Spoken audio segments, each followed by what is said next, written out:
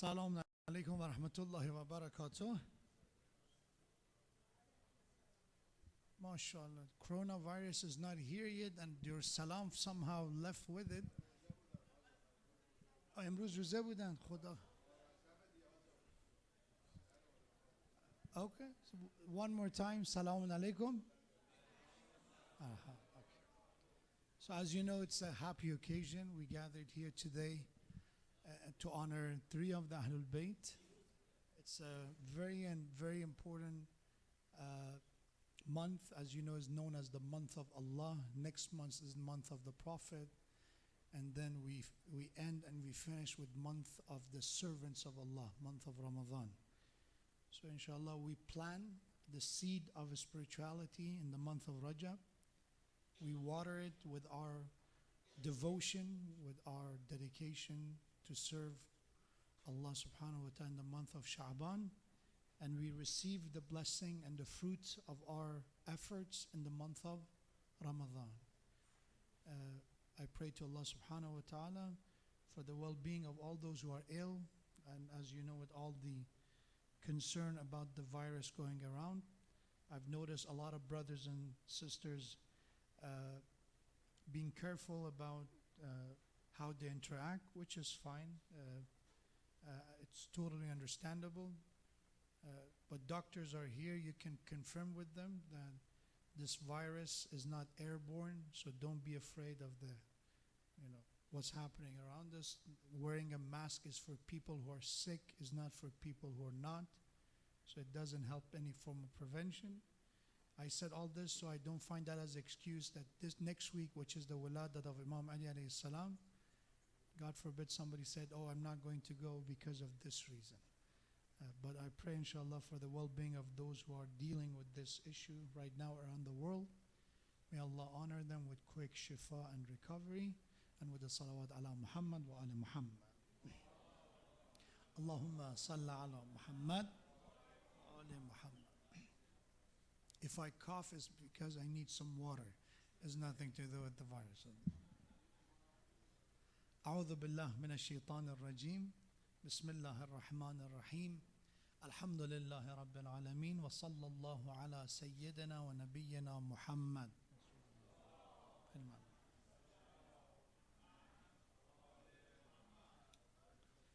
وعلى أهل بيته الطيبين الطاهرين المعصومين المكرمين الهداة المهديين. قال الله تبارك وتعالى في القرآن الكريم ولا تكونوا كالذين نسوا الله فأنساهم أنفسهم أولئك هم الفاسقون. صدق الله العلي العظيم. For the honor of Prophet, his family, his household, Ahlul Bayt, recite salawat ala Muhammad wa ala Muhammad.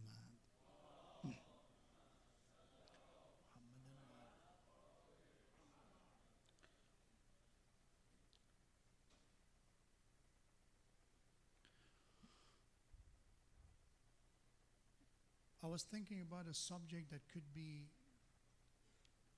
beneficial, and at the same time we use some of the wisdoms and the knowledge of three Imam, because we are honoring three birthdays at the same time. And alhamdulillah, we have so many tradition from Imam Baqir alayhi salam, and we have some tradition, not as much, but we have some tradition from the 9th Imam and 10th Imam. And it's amazing how much negligence personally I think we have toward the teachings of Ahlul Bayt. Every religion, if you look at Christians, they have Bible study. Especially Wednesday night, a lot of churches offer Bible study. And what they do is that they literally go through passages of Bible statements. They interpret, they try to understand it, they elaborate on it. And same thing is with other religions. They try to understand in depth of what their religion is about. As followers of Islam, Quran is one of the main sources that inshallah we have to increase our understanding of what is the message, what is the content, what is the content of this book. And at the same time, it's also very important to look at the teachings of the teachers of this book, which we believe Prophet and after Prophet, his family are the teachers. And one thing that Quran, I think, is one of the first stories of Quran is the stories of Adam and Hawa. When they erred and they committed, they made a mistake, which was Allah told them, stay away from this tree. There's so much else in this garden. Just this specific fruit and tree, stay away from it. And we have that because of their desires, because of temptations of shaitan, they ate from the forbidden tree. And they were exiled from the garden.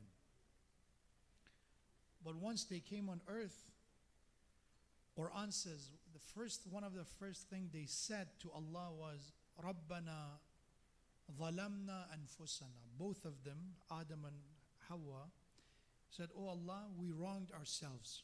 We were wrong. We made a mistake. وَإِلَّمْ تَغْفِرْ لَنَا. If you don't forgive us, if you don't have mercy on us, لَنَكُونَنَّ مِنَ الْخَاسِرِينَ. Indeed, we will be in great loss. So we need your mercy. We need your forgiveness. And that's, I think, one of the first positive progress of human race. When we accepted our mistake. When our forefathers and our great ancestors, Adam and Hawa, they accepted their wrong. And then when they confessed to their wrong, they looked for a solution how to change that. And that's the subject of my tonight's lecture. I wanted to talk about something else, but I felt this is very important. Because as human beings, sometimes one of the biggest enemies that we have before others is our own ego. As we have tradition, أَعْدَى عَدُوِّكَ نَفْسُكَ الَّذِي بَيْنَ جَنْبَيْكَ. One of your greatest foes and enemies is your ego, that you have it between your hand. And in other words, you. You yourself could be one of your greatest enemy.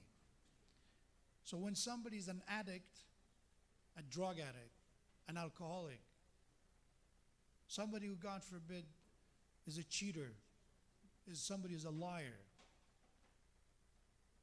in most cases, they chose that path for themselves. Maybe 1%, I don't know, I don't have the data, but 1% somebody forced them to become an addict. Maybe they were unconscious or they were kidnapped and they injected them with drug. And they can say, I didn't choose to be an addict. They did this to me. Or we have that there's some babies, if mother is an addict, the child will born as an addict. They didn't choose that. But in majority of cases, people choose to become that, unfortunately. They choose to use the drug. They choose to drink. And they have excuses. I had problems. I was dealing with a difficult moment in my life. And this is not about judging them. This is about the subject of tonight, which is understanding the first step to progress in any field, in religion, in your business, in school, in your relationship, in your marriage, is to own your mistake. Own your mistakes. That's important. If I think that I don't have any flaw in my life, I'm perfect. And usually people, we don't say we're perfect, but the way we talk about things, that's an indication that we think we're perfect. For example, you talk to someone like me when I was a teenager, especially teenagers because they're in a very sensitive age. If you ask them what's happening in school, if they get a bad grade, usually most of them, they blame who? Teachers. It's teacher's fault. School is bad. They don't teach anything, right? They don't teach anything. One of these kids was showing me TikTok, which if you don't know what it is, you should. Because your children, definitely your teenagers, are already using it, and they watch stuff that, again, you have to have a certain degree, a PhD, to understand what's going on. They showed me this short clip and video, which literally, it's one person playing different role. This person is playing the role of a teacher and the role of a student at the same time. So he has a paper in his hand and he passed it to the student and said, and the teacher says, "You got an F today, you failed. You failed as a student." And this student receives the paper, and what's his response? The TikTok? You don't know. Those who know, this is one of the viral videos, by the way. In response, the student said, "Yes, I know, and you failed as an educator." That's his response, that's a comeback, and then said, everybody started screaming that, that was a good comeback, good answer. But it's a simple concept, that is not my fault, it's others' fault. And it could be, in some cases, that's true. In some cases, it's not our fault. But when you see a trend, when you see that is every time and everything is about others. I have a bad day. Today is because of others, the way they drive. Tomorrow is about the way people compliment. The other day is about they're not saying thank you. The other day is about, why they didn't clean the microwave. It could be any excuse you find. That's what could be one of the biggest reasons why people don't change their behavior. Because I'm not the problem. I should not change. Others have to change. So it's very important. And this is, by the way, it's not just a religious and a spiritual method. Even in your life as a husband, as a wife, if you don't own your mistakes, eventually people give up on you. Eventually say, okay. That's why you hear people say that if you don't fight, that's not a good sign. If you don't fight at all, which again, it depends. I think what they try to say is that sometimes not fighting, not arguing, let's not use the word fight. If you don't have any argument, is not always a sign of everything going well. Sometimes it's a sign of hopelessness. There is no point. Who am I arguing with? This guy is a wall. Whatever I say, this person is going to say is not my fault. So we give up. We don't argue with them anymore. So there is a tradition by our ninth Imam, Imam Muhammad al-Taqi. The word Taqi, by the way, means pious. Taqi means somebody who's God conscious, someone who has self-restraint. You're in charge of yourself. That's what muttaqi and taqi is about. Somebody that is in charge of their decisions and actions. You control yourself, you withhold yourself. Recite the salawat.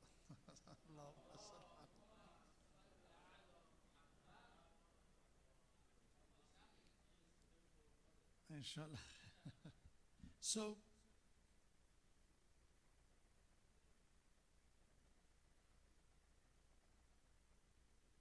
I don't know what happened to. I was talking about the hadith, yes. So there is a tradition by our ninth Imam, which I said Taqi means the one who's in charge, and Jawad means somebody who's generous. Somebody who's generous. So these two qualities are some of the titles of our ninth Imam.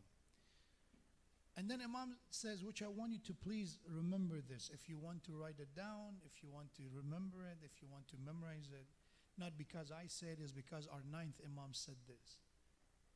Said, a mu'min, a true believer, a faithful person is in need of three things in their lives.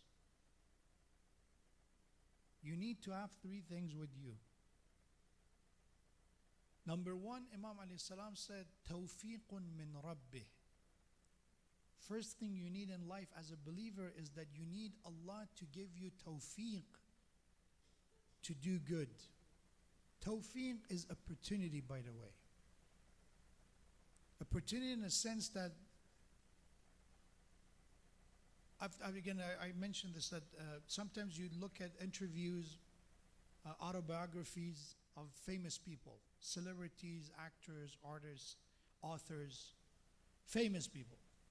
And one thing a lot of them say, which is in common, they say, I was lucky. I was fortunate enough. You know, that is not just talent. Sometimes you need luck. You have to get lucky to see the right agent.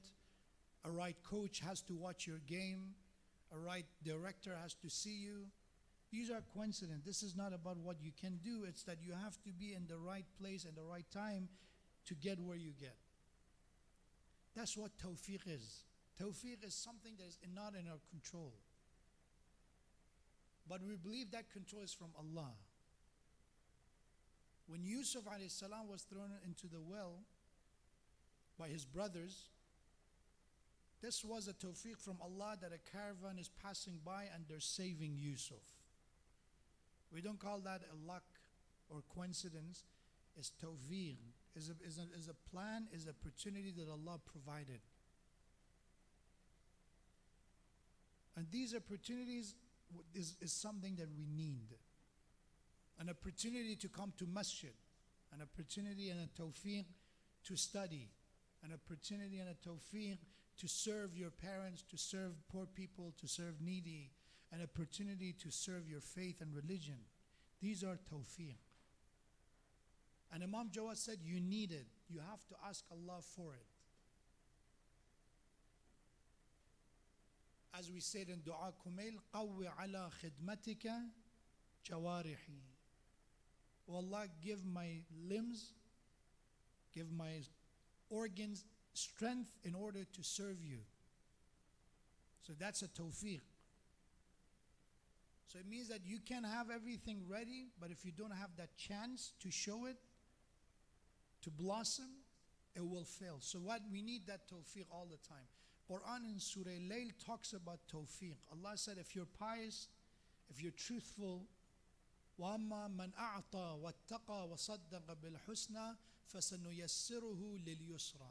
If you are pious, if you're truthful, if you are generous, then we make the path of your life to be easily accessible.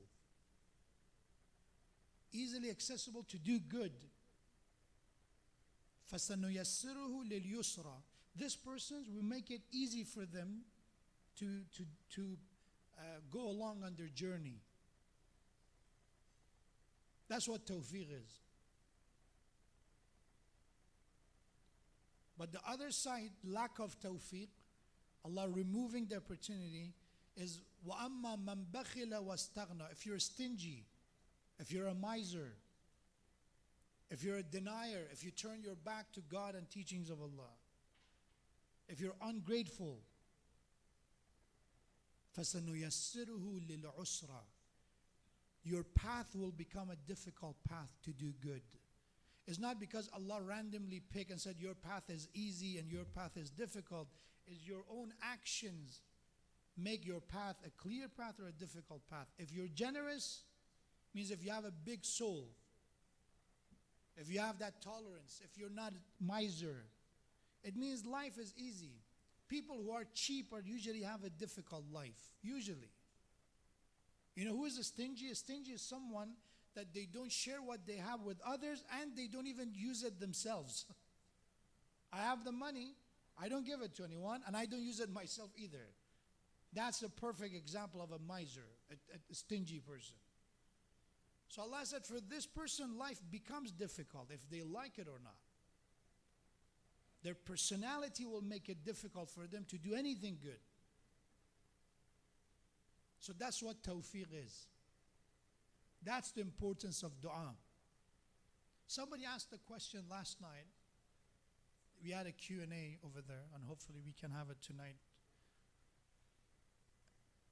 The question was in Farsi, but again, I'm going to translate. The question was that, can you please elaborate that because of the whole virus and because of the issues right now and people's concern for getting sick and all that, can you tell that personal hygiene and being clean and all that has nothing to do with religion? It has nothing to do with dua? That's this person's point was. it's supposed to be Q&A, but it was not a question. It was more of a order that please say this. This is what you have to say. And my answer to that person was, again, question is never wrong. So that person has the right to ask a question. But because it was not a question, it was a statement, I get a bit uncomfortable. I said, what do you mean it has nothing to do with religion? I think what he was trying to say, or she, whoever asked, it was an anonymous question. That person was trying to ask was that there's some people that even after doctors tell them to follow a certain procedure, for example, stay away from certain areas that could be high chance of getting sick. So in some areas, for example, the ziyarah in this area said, okay, right now we're going to, for temporarily, we're going to close it. Or jama'ah prayers or Jum'ah congregation prayer, we're going to temporarily cancel it. There's always the two extreme. This is the issue. I want you please to pay attention to this.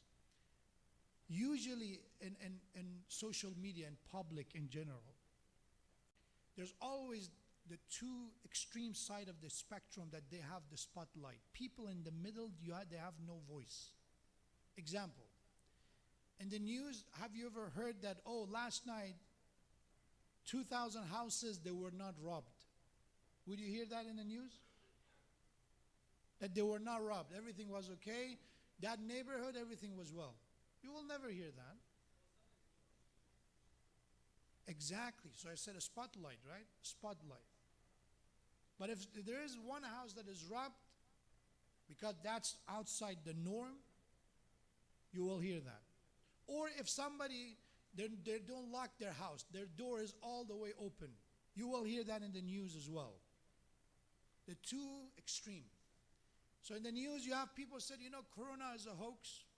There is no virus. Don't worry about it. Do whatever you want. There is no reason to stay away from, if you're sick and all that. No need. This is one extreme. And then you have the other extreme. Oh, don't touch anything. Don't go anywhere. It's everywhere. You're going to get sick. Don't go to, as I said, even they think it's airborne. Don't even breathe. Wear a mask. And the doctor said mask is for people who are sick. No, but no, you have to wear it. This is all people saying that they want you to die faster. So these two get the attention. And the people in the middle said, please continue and go on with your life. Just be careful. Go on with your life. Go to your masjid. Go to school. Go to your work. Just make sure wash your hand with soap as much as you can. If somebody is sneezing and coughing, please cover your sneeze and cough. That's all. Follow the procedure. Combine both. And Islam is the one who actually says about this all the time. In Islam, they said, wash your hand before and after you eat is mustahab. Is mustahab. So even if there was no virus, in Islam it still is mustahab to wash your hands 6 times at least. And you tell me Islam doesn't talk about personal hygiene? In Islam, we have mandatory ghusl. Taking showers is mandatory. I said our elders have less issue. There was some states that they came up with a plan which it was awarded as well. What was the plan they came up with? It was that because in some nursing homes, elders, they would not take showers. Because they would say, what's the point?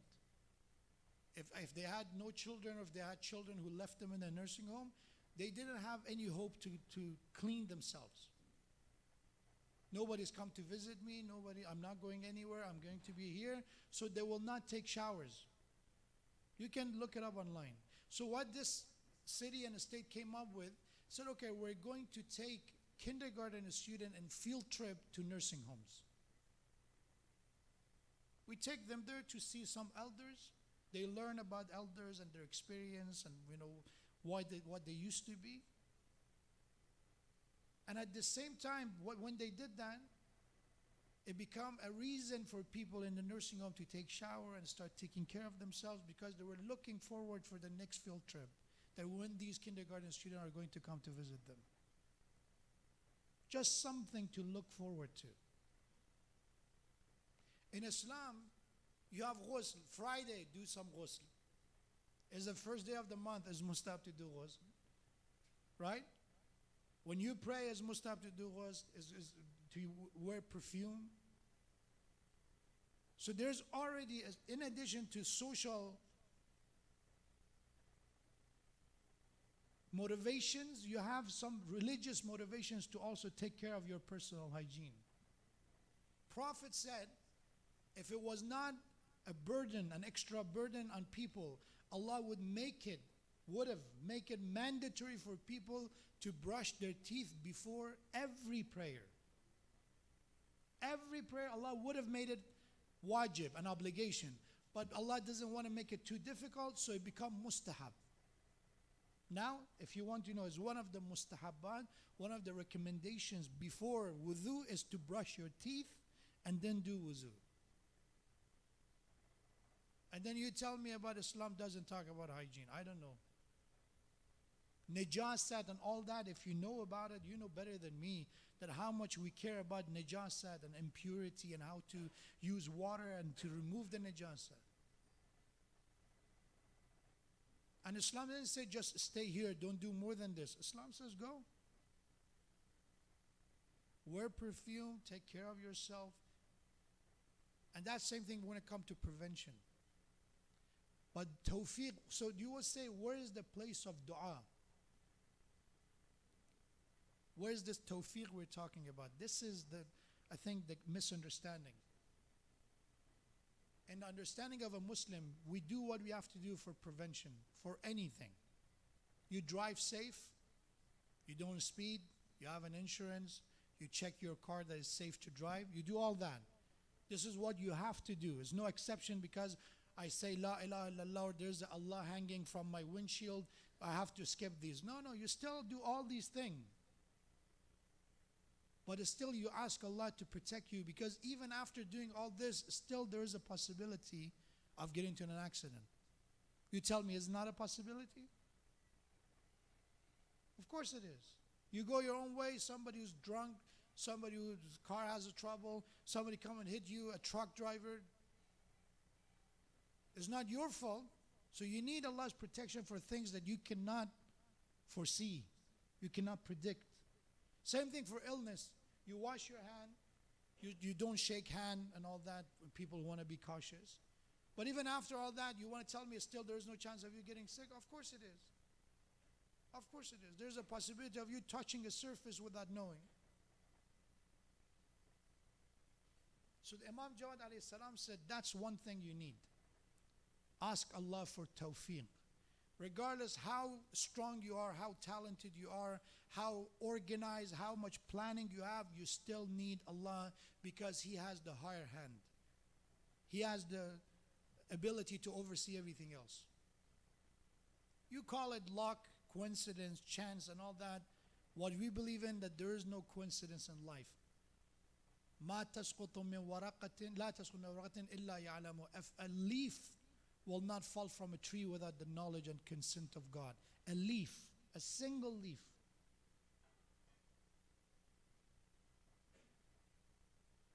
How some incident in our life could be without His consent. Second one, Imam Jawad alayhi salam said, you need from Allah, every mu'min needs. That's one, tawfiq from Allah. Second one, Imam said, وَوَاعِذٌ مِّن نَفْسِهِ. You need an internal advisor. Wa'idh is an advisor. Wa'idh is an advisor. Min nafse means from within. A personal, an internal advisor. We call it conscience. Conscience. When you lie, something deep down is telling you you're doing something wrong. When you scream at your parents, you feel guilty later on, you feel bad and you apologize. If your conscience is alive and is healthy, that's what the internal advisor is about. Imam Jawad alayhi salam said, you need that. As a mu'min, you need that conscience, living healthy in order to live a good life. Psychopath, they don't have it.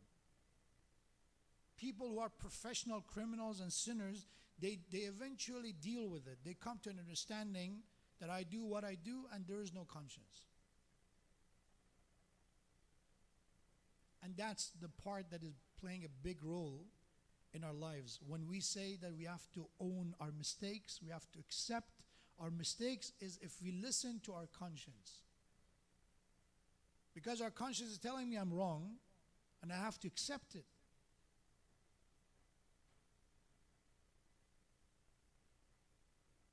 And it makes it difficult to get better if I don't believe there's anything wrong for me to get better. It's like you take your car to mechanic shop and the mechanic says, you know, you have to fix this. I said, no, my car is fine. I don't think there's any problem. You don't believe the mechanic. But in this case, it's you. You don't even believe yourself that there's something wrong. Why? Because one of the easiest thing to say is that it's somebody else's fault. Shift the blame and blame someone else. And I've heard it hundreds of times, and it happened to me sometimes as well. I said something, and probably the way I said it was not correct. Maybe I somehow created a misunderstanding for people.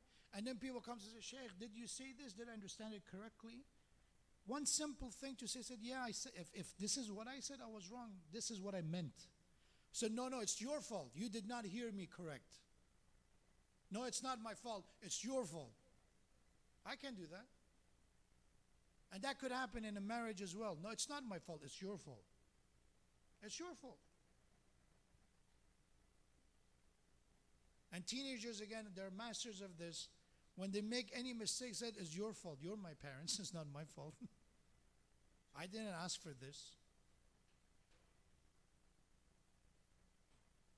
And then the third one, Imam Jawad alayhi salam said, وَقَبُولْ مِمَّنْ يَنْصَحُهُ.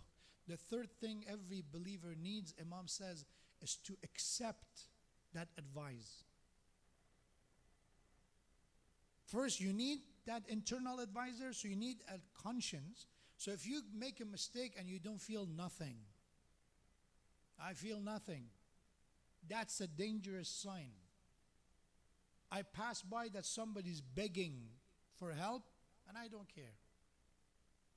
It makes I'm indifferent toward problems of others or my surrounding. That's a very dangerous sign. That's why we have Imam Jawad alayhi salam said, if somebody is an oppressor, zalim, right? Oppressor, a tyrant. If you support an oppressor, like Yazid said, go do it, and you go do it. Or anyone in that position. Anyone who's an oppressor. If you support the oppressor, assist the oppressor, zalim, or you become happy and pleased with oppression. I did not assist, but I just heard about it and I feel good about what happened. Imam alayhi salam said that person is a partner in crime with that tyrant. That's what Imam Hussein alayhi salam said. As we recite in Ziyarat Ashura, right? When we say, Ya Allah, remove your mercy from people who participated to kill Imam Hussein, accompanied the army to kill Imam Hussein, they give allegiance, maybe they didn't even come, but they give their promise and allegiance to kill Imam Hussein, or radiyat bih, they were just happy with the killing of Imam Hussein. They didn't even come. Maybe they live years later after Imam Hussein's murder and shahada, but they're happy with the outcome. Ya Allah, they are partners in the crime with them. Because if they were there and they had the chance, they would have done the same thing. That's even the good intention is the same. If I cannot do something good, but I'm happy with somebody else doing good, I am inshallah have a share in their good. I cannot help building a masjid.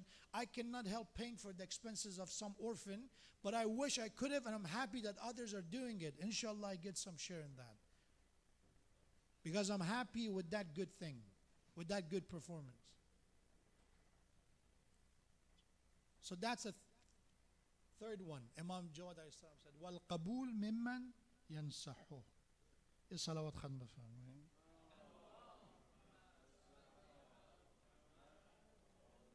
So inshallah, wrap up with a practical step of how to own our mistake, what it means to own our mistake. So remember the hadith. Hadith is very clear. You need tawfiq from Allah. So always ask Allah for assistance. We always need Him. Don't rely too much on ourselves. We do all we can, but there is a bigger hand, and that's Allah. Don't put what we can do on Allah subhanahu wa ta'ala. What we cannot do, that's on Allah. Simple. Anything I can do, Allah gave me the ability to do it, I'll do it myself. Anything I cannot do is out of my control. I will not be anxious or stressed or afraid because I trust Allah is the one backing me up. Second one, the internal advisor, conscience. The third step, accepting the advice. قبول ممن ينصح. If somebody comes, so it could be my own conscience or somebody else telling me I did something wrong. We need to accept our flaws. So once you own, and I own my mistake, that I did something wrong, there are three things we can do. Number one, as soon as you accept your mistakes, look for solution. Number one. I'm not going to say, oh, I did something wrong and I feel bad. No. How you can fix the problem now? If my mistake was being late, how can I fix it? What's the solution? I'm not going to take my sweet time, and if I can get there 10 minutes late, get 30 minutes late. No. Try to get there as soon as you can without putting your life or other people's life at risk. So that's number one. When you make a mistake, immediate solution, look for it. I destroyed someone's property. Solution is to replace it. I'm driving in the parking lot. Accidentally, I hit someone's car, scratch it. That's a mistake, right? And I own it. I made a mistake. I drove recklessly and I hit someone's car. I didn't, by the way. Please don't come to me with your scratches as an example. But if you did, simply is that you leave a note, you put your name. That's a solution. Okay, this is my number. If I cannot wait for you, I'm ready to pay the damage. I'm ready to fix it. That's what it is. Step number one. Step number two, involve people that if your mistake affected other people's lives, you have to involve them. Just feeling bad about something you did to others is not enough. That's not owning your mistake. I own it and then I go and talk to people that I affected. They were impacted by my mistake. I apologize if I have to. I do something good in exchange of something bad I did to them. That's the second one. And the third and last step is to follow through with your solution. What I mean by that is that when we feel guilty, we make a lot of promises. Oh, I did something wrong, and I promise I fix it, this is my solution. But what happens after a while, we forget. We end up failing to follow through with the solution. The third step is to follow through. Imam Baqir alayhi salam said, so if you're looking for an action that is the best of action, is an action that has consistency. Don't look for doing too much. Don't look for something that is bigger or is more bold that people notice. No, look for an action that is constant. It's continuous. And when you make a mistake, when you look for a solution, the best solution is something that you follow through. You actually do it. I've talked about people, especially in marriage, when they have problems, people apologize. They own. They said, yes, I did something wrong. I accept. It was my fault. So they own that level of their mistake. But the issue is they said, okay, what's the solution? Said, okay, I will not do it anymore. I will not talk this way anymore. I will not hide anything anymore. Whatever it is the reason that they had the argument about. But the issue is that when they say, and I as a person, as a counselor, you become, sometimes you think it's so easy. So, oh, it's Alhamdulillah. So this is going to work out. But usually the next sentence is, no, Hajaran, he or she already said it. And 20 times, he or she, still, they did not follow through with their promise. They said they're going to stop, but this is their 10th time. We're here again. So following through with your solution to make sure that I follow it. I can't just make a promise and I cannot leave a note and I can't give my word without actually doing it. That's what Rasulullah said, that someone's word should matter. If you make a promise, your promise should matter. May Allah inshallah give us the tawfiq. First of all, to avoid mistakes, but as a human being, we're fallible. There's a possibility of making mistakes. We are mumkinul khata, not jaizul khata, mumkin. It's not permissible to make mistakes and hurt people. It's a possibility. First we pray to Allah, give us the tawfiq to avoid mistakes. Imam Ali said, ignorant and jahil is someone who make a lot of mistakes and they apologize a lot. That's the sign of jahl. That's an indication of ignorance. So once in a while, one small mistake or a few mistakes, that's fine. But if it's continuous all the time, it's like a clumsy person who's breaking. Some people, they walk and they break everything as they walk. In life, we should not be that, I'm a human being, I make mistake and you have to forgive me. That should not be the case. Inshallah, as we get older, as we learn, we learn through experience, we have to get better, reduce the number of mistakes, and inshallah, those mistakes that we make, Allah give us the ability to recover the damage, to offer some solution, inshallah, to fix the problems that we created.